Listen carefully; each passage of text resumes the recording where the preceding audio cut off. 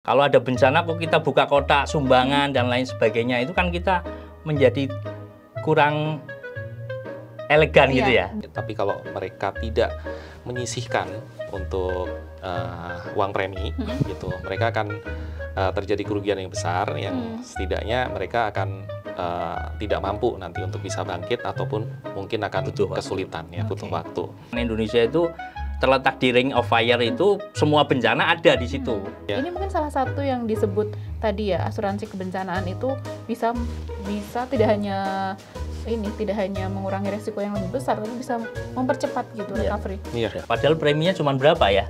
Berapa tuh Pak? 10 miliar, kalau kebakaran kan cuma 10 juta ya. Gitu. Nah, dari situ kita bisa menganalisa aset apa saja yang kita harusnya alihkan risikonya. Dan untuk pengalihan risiko itu berguna untuk recovery, untuk finansial. Ketika tidak terjadi bencana, apakah bisa diklaim atau bagaimana?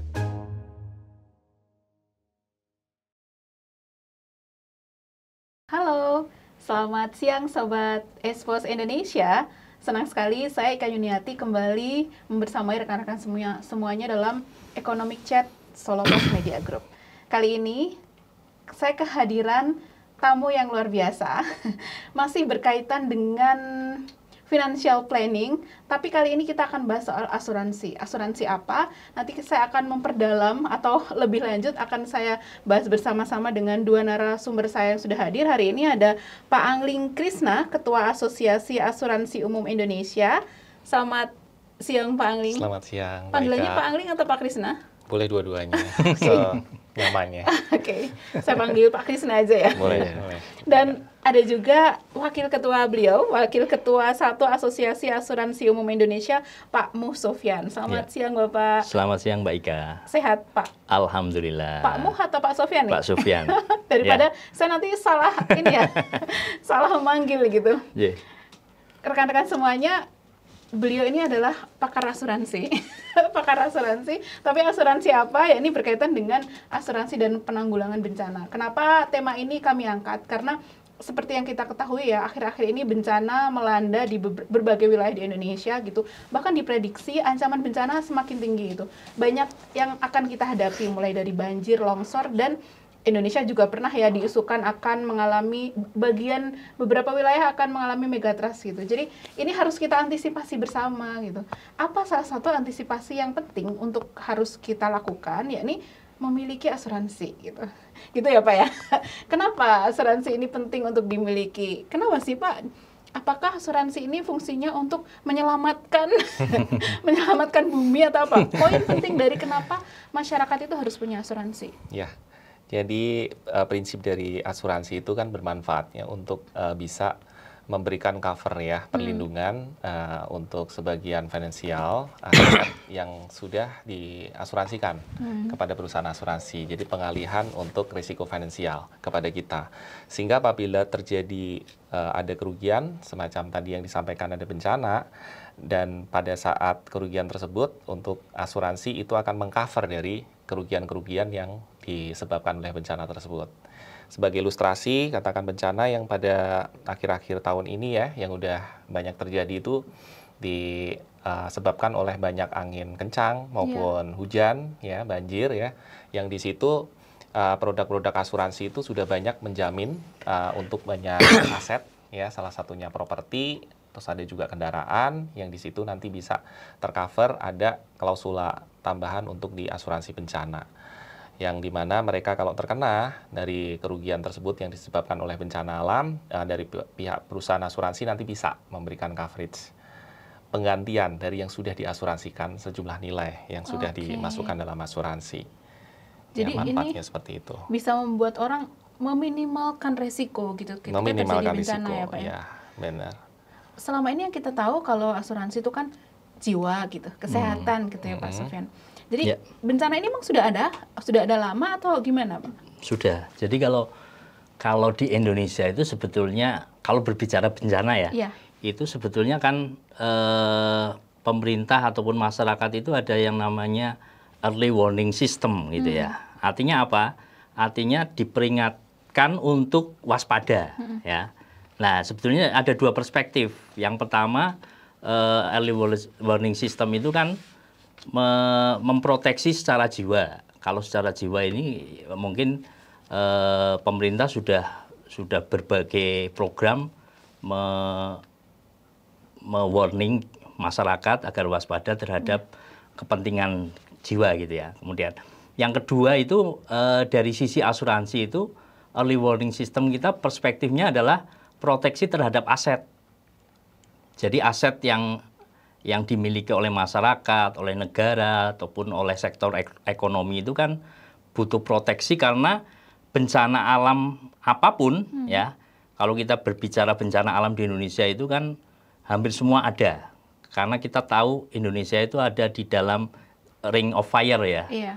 Ada di dalam lingkaran api lah istilahnya. Jadi bencana gunung meletus ada, longsor ada, banjir ada, gempa bumi juga ada. Bahkan tadi Mbak Ika ngomong masalah megatrust ya. Itu kan ancaman ya, megatrust. itu masyarakat kan biar aware terhadap resiko yang mungkin muncul. Nah, sebetulnya early warning system dari sisi asuransi inilah yang kita anggap salah satu, walaupun mungkin banyak ya cara untuk mengantisipasi kerugian dari bencana, tapi kita dari sektor asuransi berusaha memahamkan bahwa ini adalah salah satu cara yang paling efektif dan efisien. Karena apa?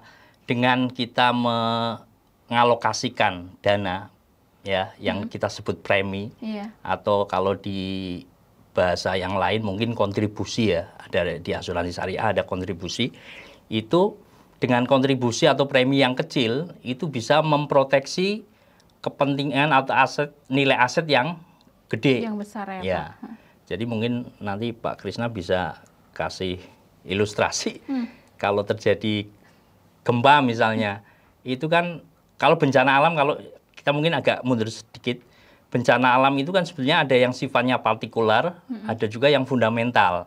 Kalau partikular mungkin lebih ke pribadi-pribadi ya, semacam bencana kebakaran atau banjir dan lain sebagainya. Mungkin secara personal mungkin ada yang terkena dan banyak yang tidak juga. Tapi kalau sudah fundamental seperti gempa bumi yang sifatnya katastrofik itu kan kita bisa mereview ke belakang di gempa bumi Aceh ya, tsunami dan gempa itu berapa triliun kerugiannya. Nah, itu yang sebetulnya perlu dipahamkan terhadap masyarakat bahwa resiko-resiko itu mengancam kita sebetulnya. Dan salah satu caranya adalah kita membeli polis asuransi untuk memproteksi kemampuan recovery finansial. Jadi yang diproteksi itu kemampuan finansial untuk merecovery kembali setelah bencana. Jadi tidak mengandalkan bantuan. Nah, kalau ada bencana kok kita buka kotak sumbangan dan lain sebagainya, itu kan kita menjadi kurang elegan gitu ya. Dan juga ini ya, kalau misal bantuan kita juga tidak bisa memprediksi berapa bantuan yang kita dapat. Tapi itu kalau di asuransi ada hitung-hitungannya nggak Pak? Ya nilai yang diproteksi berapa asetnya. Misalnya pabrik, bangunannya berapa, stoknya berapa, mesin-mesinnya berapa, itu kan semua dihitung, diasuransikan. Kemudian nanti kontribusinya diberikan atau premi dalam bentuk premi ditransfer ke perusahaan asuransi. Oke, ketika ada bencana. Sebelum. Makanya polis asuransi kan dibeli sebelum terjadi bencana. Sehingga ketika terjadi bencana, untuk recovery itu lebih cepat. Kalau di negara maju seperti Jepang yang hampir tiap hari gempa itu, dia sudah tidak mempermasalahkan. Karena memang ada dana yang dikelola oleh asuransi itu untuk merecovery finansial yang terjadi akibat gempa, akibat bencana alam. Tadi ya. Tapi menariknya tadi Pak Sofyan bilang bahwa asuransi nggak hanya personal ya, ada perusahaan juga, pemerintahan juga, atau bagaimana Pak? Betul. Artinya kalau perusahaan adalah ketika ada bencana kan bisa jadi sebuah kantor akan rusak gitu, yang itu harus juga dipikirkan, tidak hanya kita secara personal gitu. Pemerintahan juga punya gedung besar, mungkin punya rumah sakit yang itu dampaknya untuk masyarakat. Benar. Jadi salah satu juga manfaat untuk asuransi itu adalah untuk bisa merecovery lagi di pembangunan nasional ya. Jangan sampai nanti untuk perekonomian di satu daerah tersebut itu terganggu.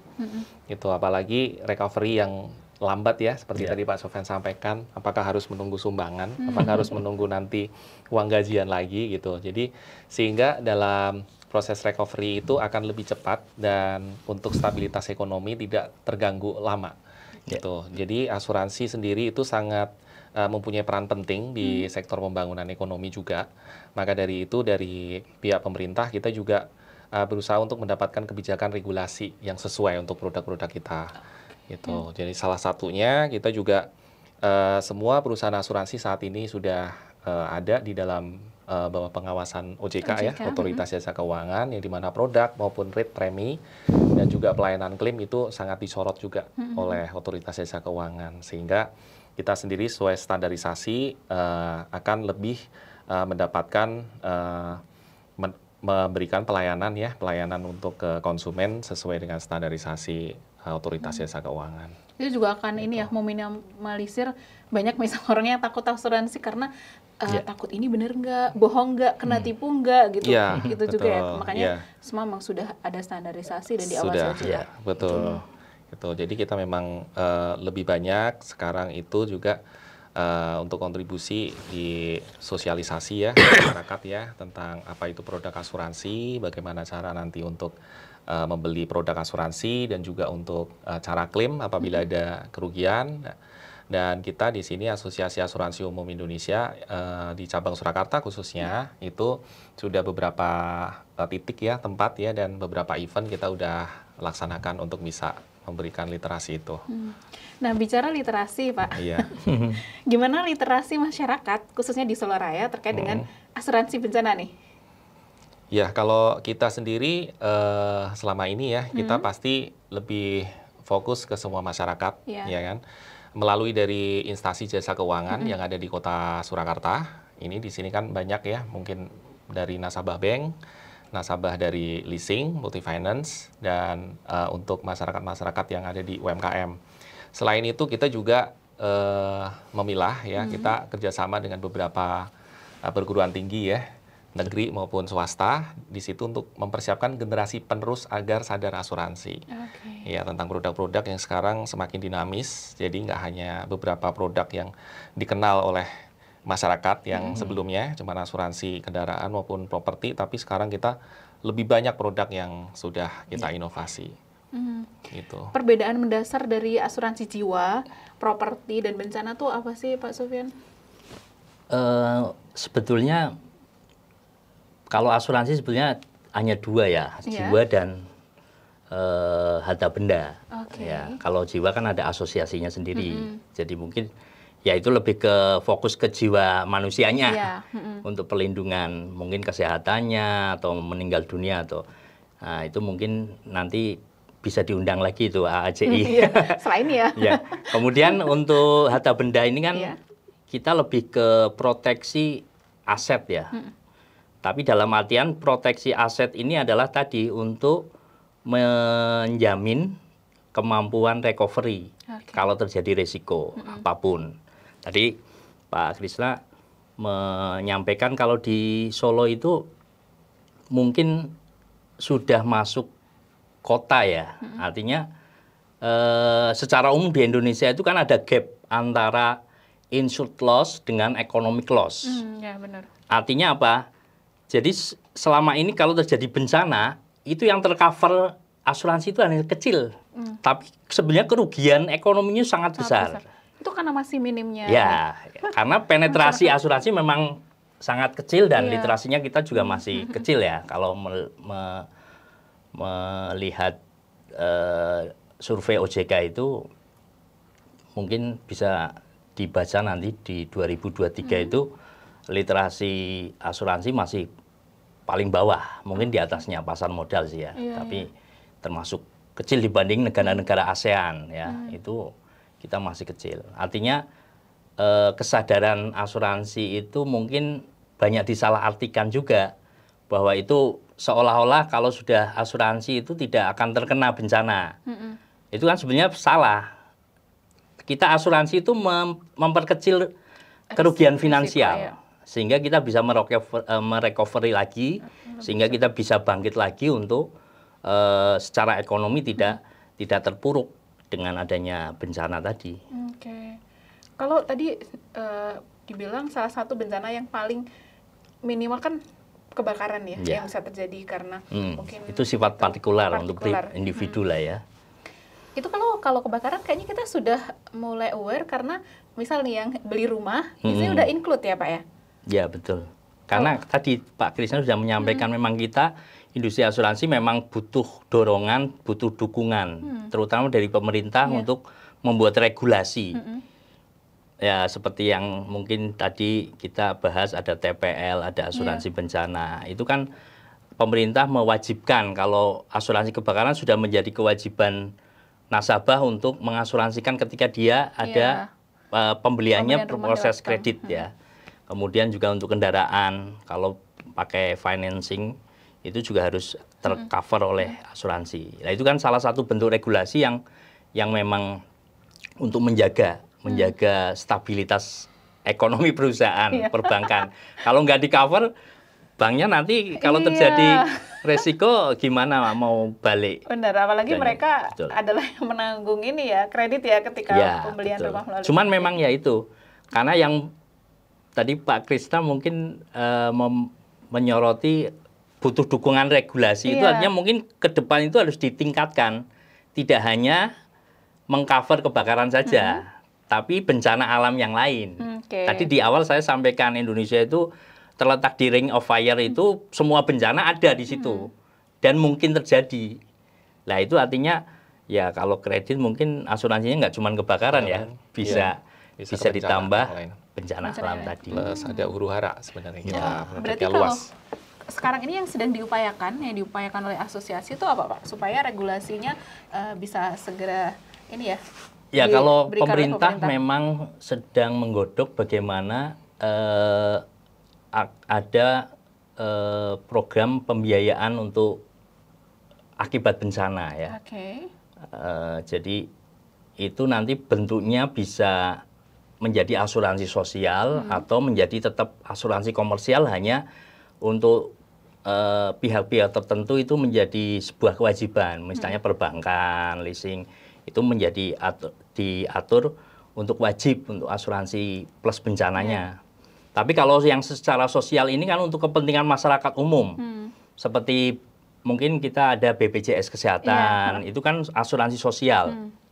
Jadi mekanisme-mekanisme yang nanti akan dibuat kita belum tahu, ini masih digodok mana yang mungkin masih bisa dijangkau juga oleh masyarakat. Jangan sampai ya sebetulnya kalau di asuransi itu kan ada istilah bilangan banyak ya. Kalau yang asuransi banyak itu kan dana yang terkumpul akan lebih banyak sehingga bisa punya kemampuan untuk mengcover recovery secara finansial. Tapi kalau yang ikut asuransi sedikit, itu menjadi nilai preminya menjadi terlalu tinggi. Ya, Pak. Tapi kalau sudah menjadi kebutuhan bersama, artinya mungkin setengah diwajibkan, itu mungkin nanti preminya bisa lebih kecil. Termasuk seperti kebakaran itu, kayaknya preminya cukup kecil ya? Kecil sekali toh. Karena mungkin banyak yang ini ya sudah. Ya, jadi karena ada regulasi untuk kredit itu harus diwajibkan untuk asuransi. Menarik ya. Kalau misal ini ada regulasi soal kebencanaan, otomatis masyarakat bisa memanfaatkan dengan maksimal, tapi bayar preminya juga kecil gitu. Betul. Apalagi padahal resikonya juga besar. Iya, betul. Mungkin sistem pergotong royong gitu ya Pak? Iya, betul. Bisa seperti itu. Kalau di perusahaan-perusahaan, apa juga sudah mulai aware gitu? Kalau perusahaan selain perbankan? Ya, kalau rata-rata di perusahaan yang selain dari untuk masyarakat umum ya, itu berarti kan di luar dari perbankan yang mungkin mereka sudah mempunyai modal sendiri, modal besar, itu kita sih melihat dari rata-rata untuk perusahaan di kota Solo ini udah hampir semua sudah sadar di asuransi karena melihat dari berbagai macam risiko dan pengalaman-pengalaman di lokasi lain ya dengan risiko yang gede, tapi kalau mereka tidak menyisihkan untuk uang premi gitu, mereka akan terjadi kerugian yang besar, yang setidaknya mereka akan tidak mampu nanti untuk bisa bangkit ataupun mungkin akan kesulitan ya, butuh waktu. Gitu. Jadi asumsi dari orang yang sudah sadar asuransi itu adalah mengalihkan risiko dengan menyisihkan uang premi seperti yang disampaikan ke Pak Sofyan tadi itu, dengan menyisihkan uang premi yang kecil, namun itu nanti bisa merecovery untuk jumlah aset yang besar. Iya. Bisa 100% atau berapa persen Pak? Untuk tergantung recovery? dari yang dimasukkan dalam recovery di polis asuransi. Ya. Tergantung dari kesepakatan di awal ya Pak? Betul, jadi sebagai contoh, bangunan kita tidak bisa, mengkira-kira ya, katakan bangunan yang sebenarnya kita harga untuk harga taksiran itu di 1 juta misal gitu kan. Nah, tapi mau dibuat 500 juta itu mungkin dari pihak asuransi nanti akan ada penyesuaian kembali. Yang dimana apa yang membedakan yang dimasukkan dalam asuransi tergantung dari konsumen itu adalah misalkan dalam bangunan itu ada isi. Nah, isinya mau dimasukkan dalam cover asuransi atau tidak. Gitu. Jadi kebanyakan kan mereka sekalian gitu, plus isinya, atau mungkin mereka punya tempat usaha, ada mesinnya, nah itu nanti bisa dimasukkan. Atau ada beberapa orang dengan pilihan cuma bangunannya aja, gitu, karena mungkin sadar asuransi takut dengan bencana yang di luar, gitu, bukan kebakarannya atau apa gitu. Jadi mungkin bencana itu akan lebih, ya tergantung pilihan konsumen ya, lebih mengenai di bagian luar, misalkan seperti itu. Jadi tergantung kesepakatan di awal. Kesepakatan di awal, iya. Saya jadi ingat salah satu perusahaan di Solo gitu, saya nggak mau nyebut apa gitu, terjadi kebakaran, kemudian 2 minggu kemudian dia sudah proses pembangunan dan belum ada sebulan udah bisa aktivitas lagi gitu, aktivitas normal untuk jual beli. Ini mungkin salah satu yang disebut tadi ya, asuransi kebencanaan itu bisa tidak hanya mengurangi resiko yang lebih besar, tapi bisa mempercepat gitu recovery. Bisa kayak tidak berlarut-larut gitu, langsung bisa mengejar lagi. Betul. Jadi memang sinergi dalam produk asuransi itu kan sebenarnya ada antara dari tertanggung dan penanggung ya. Jadi antara konsumen dan juga pihak asuransi gitu. Jadi sebenarnya apa yang kita laksanakan seperti literasi gitu, bahwa sebenarnya kita mempunyai tanggung jawab dan tugas kita masing-masing gitu. Dari konsumen sendiri itu saat terjadi bencana itu kan memberikan kewajibannya dia, yaitu ya seperti dokumen-dokumen lengkapnya, dokumen kepemilikannya dan lain-lain gitu. Terus kalau dari kita sendiri setelah dokumen itu sudah lengkap ya, kita melakukan survei, ya kita nanti tanggung jawabnya adalah mengganti kerugian finansial sesuai dengan polisnya. Itu sehingga ada sinergi di situ. Nah, untuk yang contoh yang Mbak Ika sampaikan itu mereka sudah bersinergi. Jadi lebih cepat untuk recovery-nya gitu. Kalau melihat itu jadi akhirnya mereka mungkin pasti juga ada kerugian, tapi setelah itu bisa lekas untuk kembali lagi ya perusahaan. Tapi kalau asuransi untuk kebencanaan gitu di Indonesia atau di Solo Raya udah cukup banyak ya Pak ya? Atau hampir semua asuransi selalu punya 2 gitu? Punya mungkin untuk jiwa dan umum. Kalau perusahaan tadi Pak Krisna sudah menyampaikan di Solo relatif sudah semua lah mungkin, karena sebetulnya memang pilihan untuk memiliki jaminan itu kan tergantung ke tertanggung. Kira-kira dari perspektif tertanggung itu mana yang harus saya asuransikan? Itu bisa secara subjektif tertanggung itu memilih. Jadi nanti misalnya saya ngasuransikan gedungnya saja atau saya stoknya saja. Tapi kalau dari sektor ekonomi atau perusahaan itu kan sudah pasti mereka punya apa istilahnya bagian-bagian yang bisa mengalokasikan ya, ada mitigasi bencana. Jadi mitigasi bencana ini kan macam-macam, termasuk ada alokasi untuk asuransi berapa, itu pasti mereka sudah menghitung itu, sehingga tidak ada problem kalau untuk perusahaan. Nah ini mungkin kalau berbicara secara umum di Indonesia kita kan sekarang lebih banyak, kalau negara itu lebih banyak terbebani oleh akibat bencana untuk individu-individu masyarakat secara umum, sehingga itu yang mungkin juga butuh effort kita dari industri untuk meliterasi mereka bahwa kepentingan asuransi itu sebenarnya kembali kepada mereka. sehingga mereka bisa memilih untuk mengasuransikan atau tidak. Tapi dengan konsekuensi-konsekuensi yang tentunya ada gitu ya. Hanya kita menyampaikan bahwa sebetulnya industri asuransi secara umum, industri asuransi umum itu kita siap untuk mengcover bencana alam apapun yang ada di Indonesia. Hanya mungkin itu nanti akan menjadi lebih ringan kalau kesadaran ini sudah istilahnya sudah meluas. Artinya banyak orang mengasuransikan bencana alam, gempa bumi, banjir, ataupun bencana alam yang lain. Kalau jenis produknya apa aja Pak kalau di Indonesia? Untuk tadi mungkin Pak Krisna sudah menyampaikan, itu ada produk asuransi bencana itu ada yang gabung dengan asuransi lain ya, produk lain seperti kendaraan. Nah, di produk kendaraan itu kan secara basicnya adalah ada dua, komprehensif dan total loss.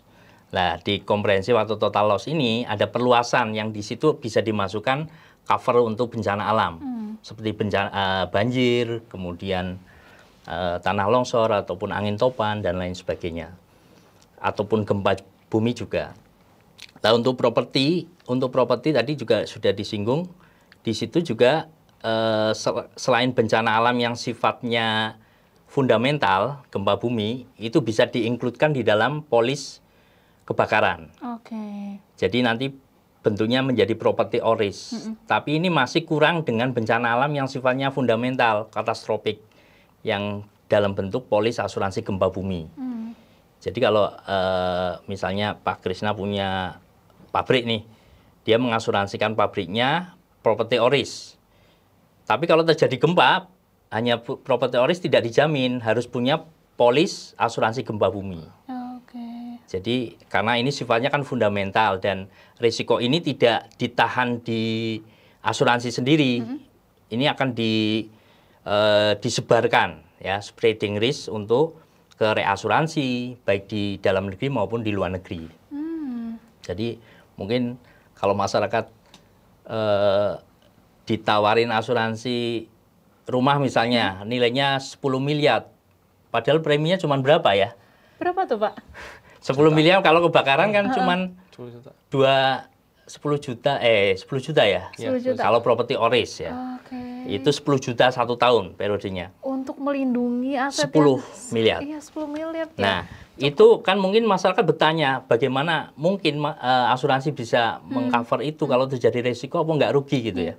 Nah, sebetulnya kan resiko itu tidak ditahan asuransi itu sendiri. Jadi kita ada namanya reasuransi. Ya, reasuransi ini yang oleh asuransi, nasabahnya adalah perusahaan-perusahaan asuransi. Kalau asuransi kan langsung individu. Nah, kalau reasuransi ini tertanggungnya adalah perusahaan-perusahaan asuransi yang punya MOU dalam bentuk treaty. Risiko yang ditanggung oleh asuransi akan disesikan kepada reasuransi. Jadi 10 miliar itu tidak ditanggung oleh asuransi sendiri, ya? Tapi ada yang disebar ke perusahaan reasuransi. Nah, reasuransi ini belum tentu ada di Indonesia juga, ada yang di luar negeri. Kalau resiko yang bersifat fundamental, katastrofik itu, di Indonesia mungkin nggak bisa cover semua, pasti akan disesikan kepada reasuransi luar negeri. Jadi nggak perlu khawatir ya? Tidak perlu khawatir. Ada mungkin cuman 10 juta gitu, emang bisa. Akhirnya mereka ada mungkin kekhawatiran, kemudian ya ada mekanisme, tidak percaya, mekanisme untuk mengelola premi yang dibayarkan oleh perusahaan asuransi. Di dalam industri asuransi ada mekanisme untuk spreading risk.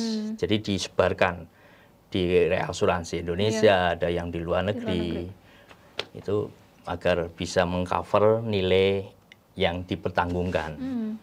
Kalau tadi bicara soal nilai ya, atau mungkin yang di premi yang dibayar, minimal berapa sih Pak untuk premi asuransi yang harus kita bayarkan? Misal saya secara individu gitu, ketika pengen memiliki asuransi bencana gitu. Jadi dan apa yang paling penting gitu? Jadi untuk premi ya, itu kan didasarkan dari rate. Ya, rate asuransi itu sebenarnya bukan perusahaan asuransi sendiri yang membuat. Jadi saat ini ada beberapa produk yang memang sudah dibuat regulasinya ya dari OJK ya, Otoritas Jasa Keuangan, di sektor produk di kendaraan dan juga di properti. Gitu. Dan dari kendaraan dan properti sendiri itu adalah untuk yang polis induknya, yaitu yang tadi di kendaraan disampaikan Pak Sofyan di komprehensif dan total loss-nya. Terus kalau untuk di properti itu di kebakaran. Nah, dari rate yang sudah dibentuk secara regulasi ya oleh OJK, itu kita akan bisa menjual produk berdasarkan apa OJK itu sudah melihat dari segi risiko yang sudah ada. Jadi semakin besar risiko, itu akan semakin tinggi rate gitu. Jadi bukan kita yang memberikan harga premi mahal ataupun harga premi murah kepada konsumen gitu.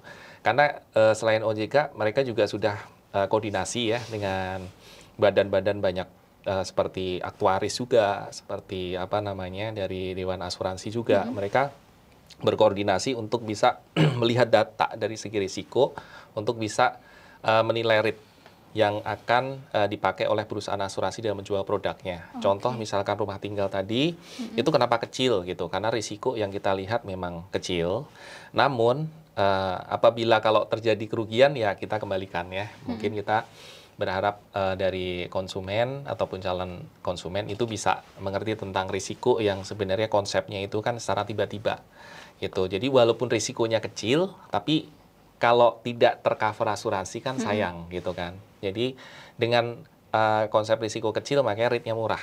Makanya kita jual untuk produk asuransi rate-nya seperti tadi sampaikan 10M. Anggap saja kalau kita tarik di harga rumah rata-rata per sekarang ada yang 500 atau 1M. 1M aja misalkan itu dengan premi all ya. Untuk kebakaran aja cuma 300.000 ya kurang lebih.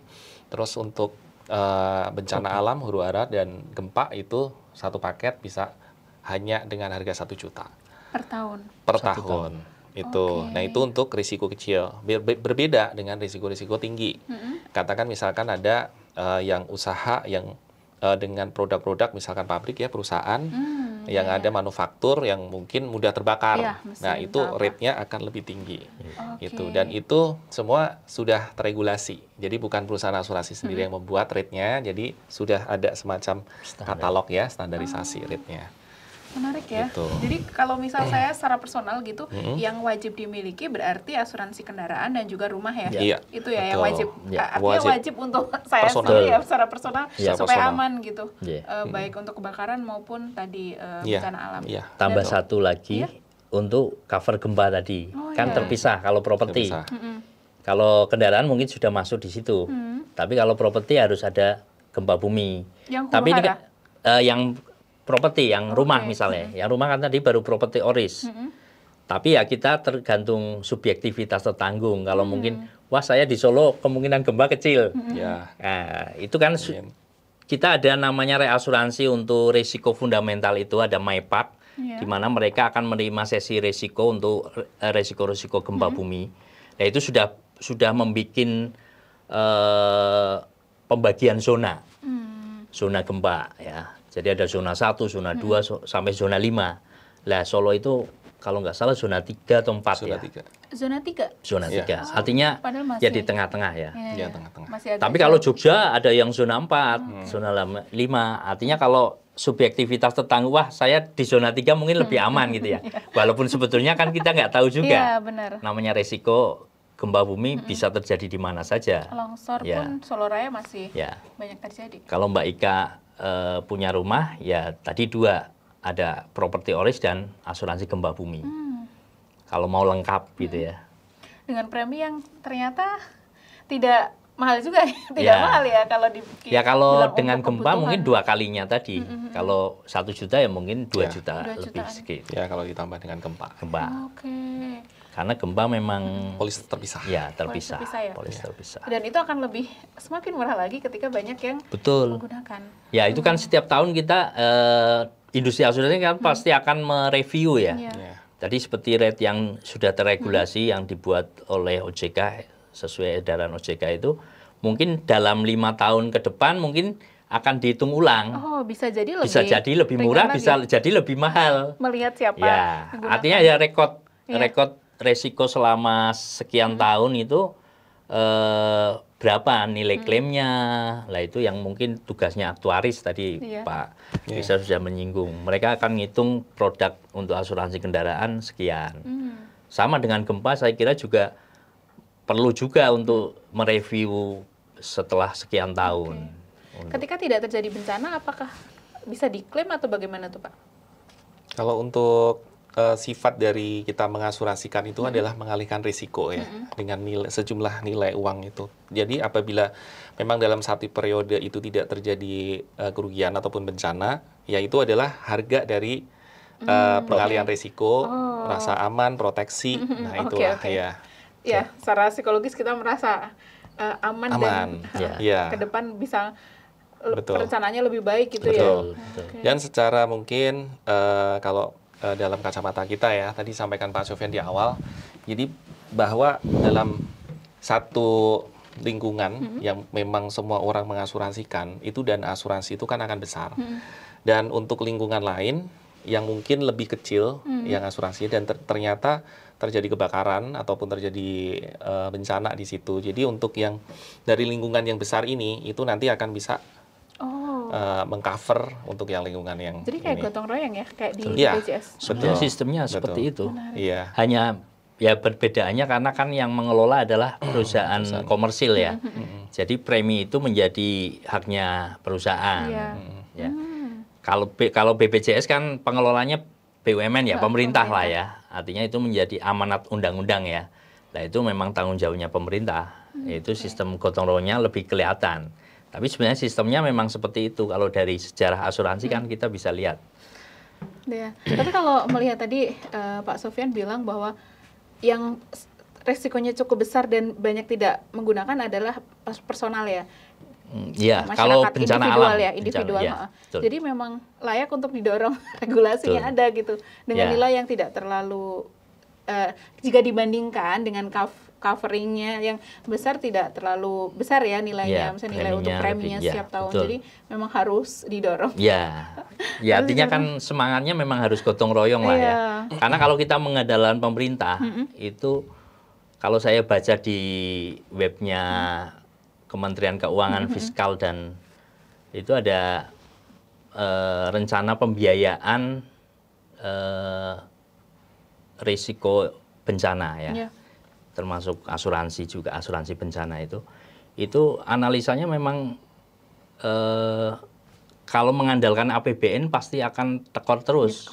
Iya, karena setiap tahun kalau nggak salah itu sekitar 3,1 triliun untuk alokasi dampak daripada bencana. Nah ini kan sebetulnya kalau masyarakat punya kesadaran kan tidak akan menggunakan APBN secara sebesar itu ya. Dengan karena nanti recovery-nya akan lebih cepat. Betul. Karena akan ditanggung juga oleh perusahaan-perusahaan asuransi yang mengcover. Nah, tadi yang saya sampaikan adanya insured loss dengan economic loss itu gap-nya terlalu tinggi karena itu. Sebetulnya kalau terjadi bencana itu perusahaan asuransi banyak yang nggak kena klaim kok. Karena yang kena bencana itu nggak ada polisnya. Nah itu yang menjadi istilahnya ya keprihatinan juga. Mereka yang terkena bencana malah nggak punya asuransi, akhirnya menjadi beban pemerintah kan. Misal kayak Jakarta gitu. Nah kalau Jakarta itu hampir semua itu sebenarnya tercover. Jadi kalau terjadi gempa di sana nggak ada, mungkin ya masalahnya lebih kecil dibanding bencana alam kayak kemarin di Sumatera Barat atau di Palu. Itu karena daerah-daerah itu memang secara industri asuransi tidak terlalu tinggi. Benar.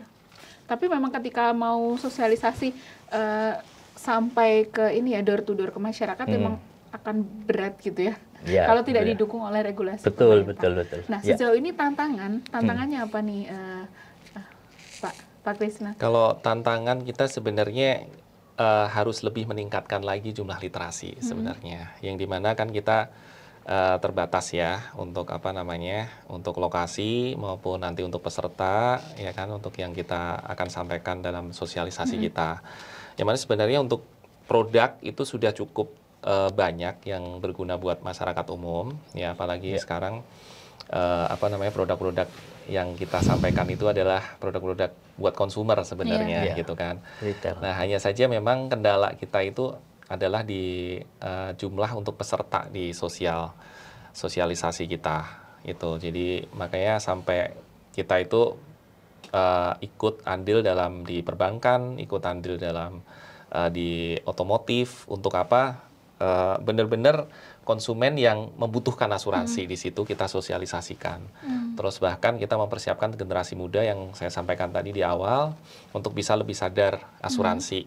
Itu untuk generasi berikutnya itu nanti untuk perkembangan kesadaran masyarakat untuk berasuransi lebih tinggi gitu, melalui kita sosialisasi literasi ke beberapa perguruan tinggi maupun sampai ke sekolah-sekolah gitu. Jadi sejak dini kita udah bisa. Nah, kalau untuk door to door pasti kita akan terkendala waktu ya di situ, sehingga kita mengambil langkah yaitu literasi dengan bantuan dengan instansi-instansi lain di jasa keuangan. Untuk saat ini seperti itu. Kalau di misal wilayah-wilayah yang pelosok ya, mungkin wilayah pinggiran dari misal di Wonogiri atau di Karanganyar yang dia tuh lereng, itu apa juga masuk Pak selama ini?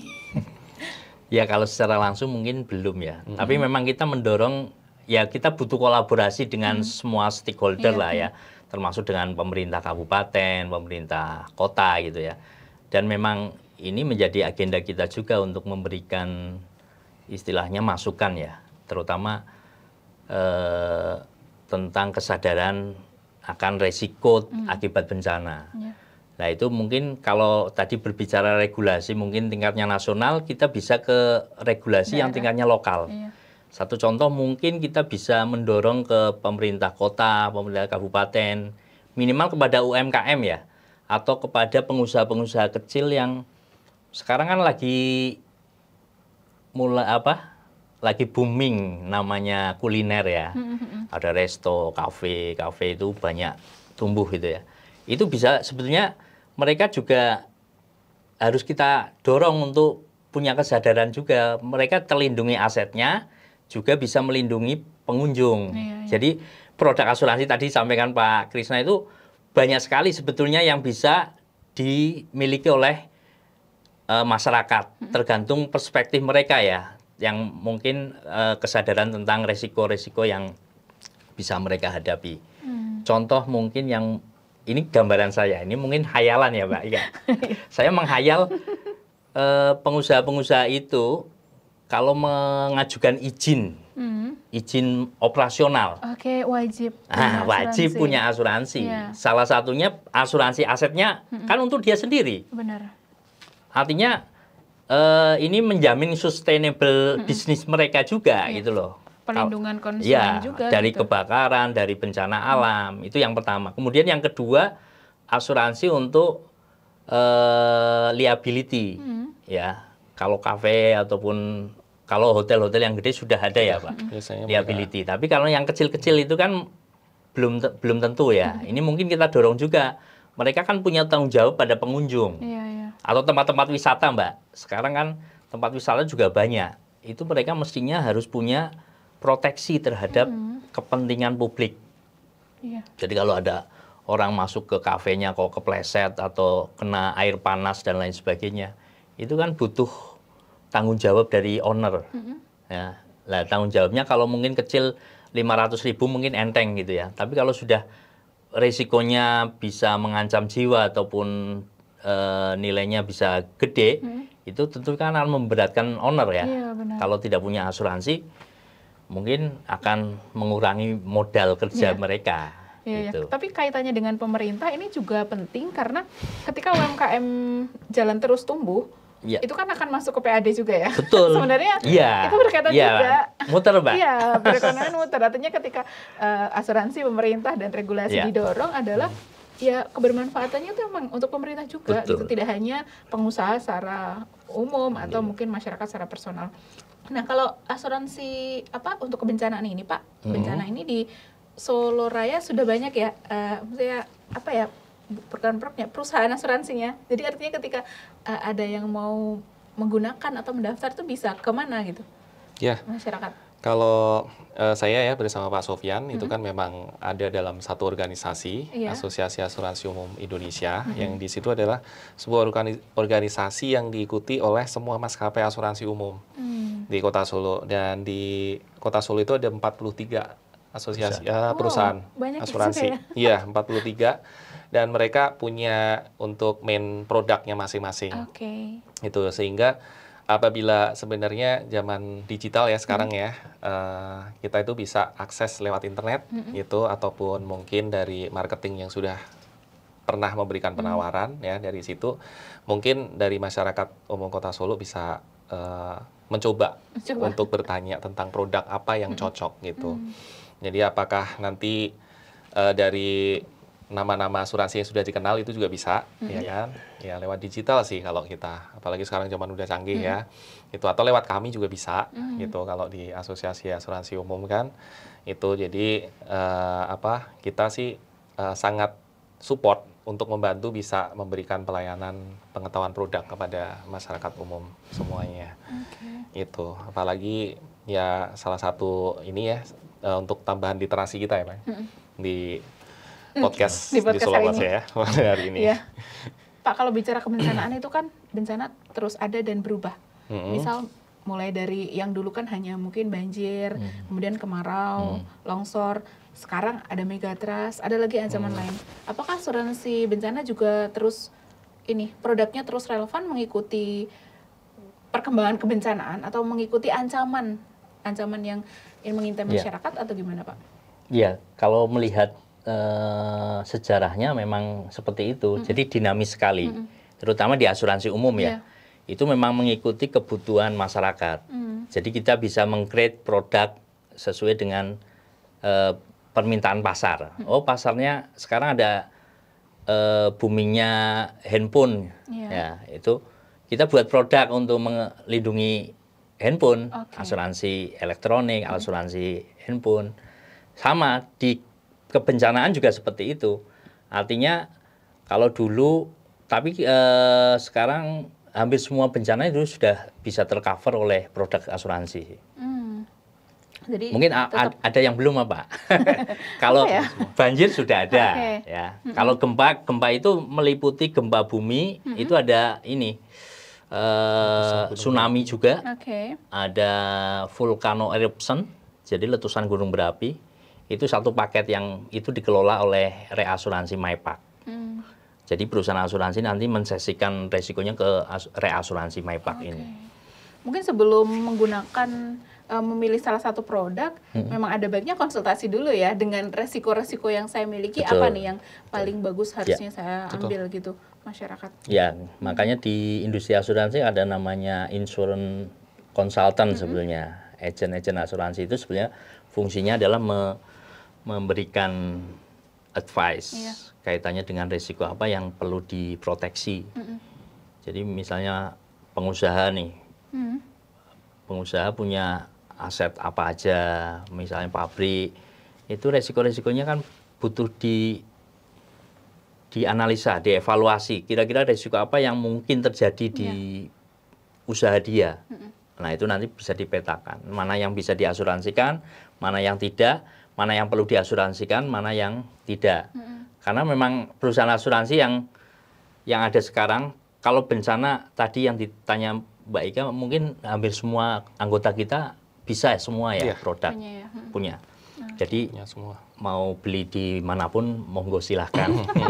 Karena anggota kita saya kira semua anggota dari kontribusi juga ke MyPac tadi, kalau yang gempa bumi ya. Jadi tetap relevan ya, sesuai dengan mungkin perkembangan ancaman-ancaman atau resiko yang mengancam masyarakat. Betul, industri pasti ngikutin gitu Pak, biar bisa jualan. Tapi kalau untuk syaratnya, misal syarat-syaratnya dan kemudian bagaimana proses klaim sama ya dengan asuransi pada umumnya? Sama. Atau mungkin ada perbedaan? Sama persis.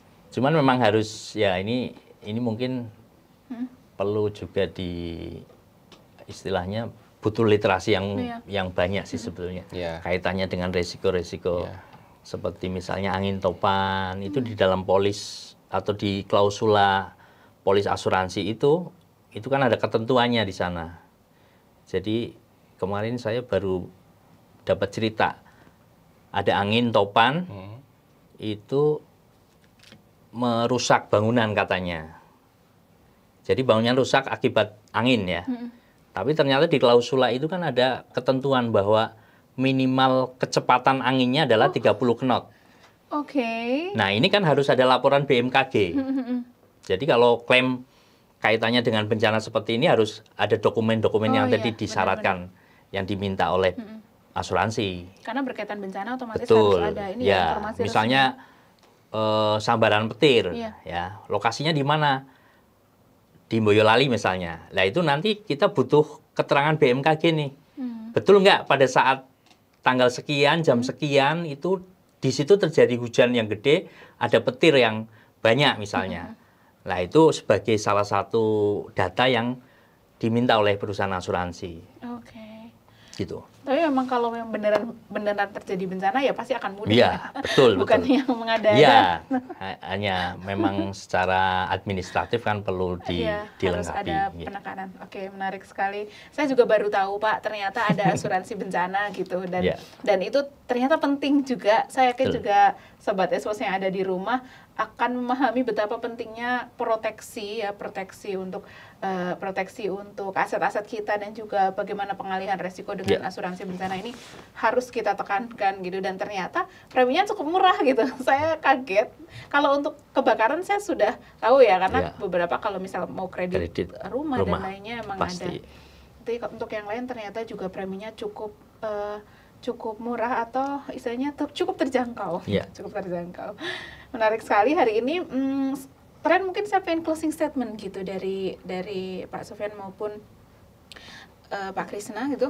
Apa yang perlu ditekankan kepada masyarakat terkait dengan asuransi bencana ini? Kenapa masyarakat perlu nih memiliki asuransi bencana? Dan mungkin salah satunya juga kenapa pemerintah perlu mendorong regulasi untuk asuransi bencana gitu. Monggo silakan.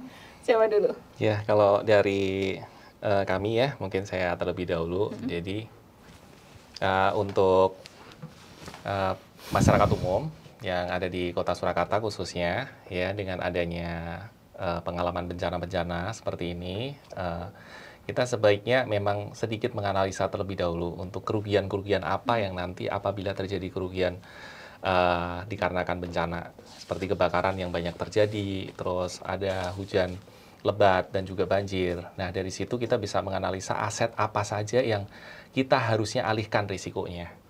Dan untuk pengalihan risiko itu berguna untuk recovery, untuk finansial bagi masyarakat umum Kota Solo. Dengan cara apa? Salah satunya dengan cara pembelian produk asuransi.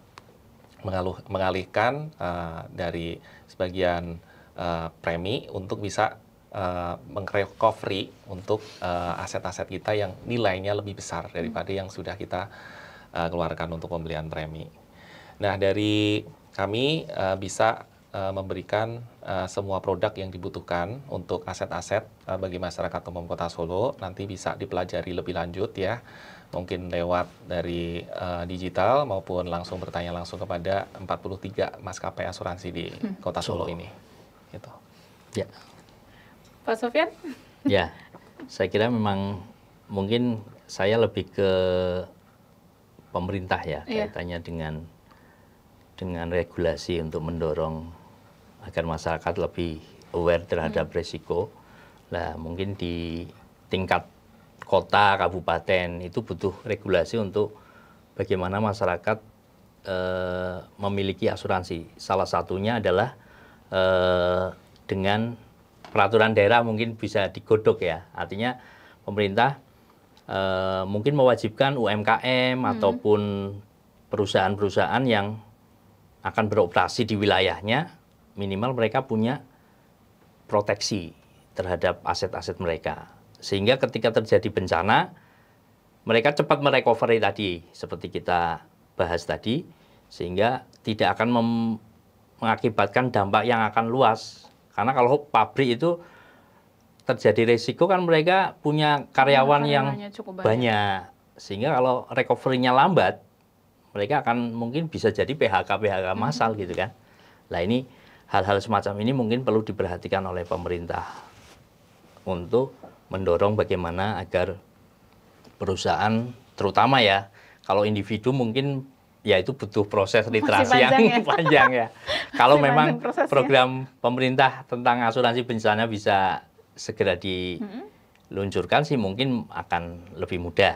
Ya. Tapi mungkin itu butuh proses juga. Minimal mungkin untuk itu aja. pengusaha ya maupun UMKM. Betul. Baik, terima kasih Pak Krisna dan juga Pak Sofyan, juga rekan-rekan Sobat Expos yang ada di rumah yang masih bersamai kami selama 1 jam, kurang lebih 1 jam. Tadi sudah ditekankan ya bahwa pentingnya asuransi bencana baik untuk personal maupun untuk perusahaan. Semoga apa yang kita bahas hari ini memberikan manfaat untuk rekan-rekan semuanya. Sekali lagi saya mengucapkan terima kasih kepada Pak Angkling Krisna sebagai Ketua Asosiasi Asuransi Umum Indonesia dan juga Pak Muh Sofyan, Wakil Ketua Satu Asosiasi Asuransi Umum Indonesia. Sekian dari saya, Ika Yuniati. Sampai jumpa di program Economic Chat selanjutnya dalam tema-tema yang lebih menarik tentunya. Selamat siang. Wassalamualaikum warahmatullahi wabarakatuh.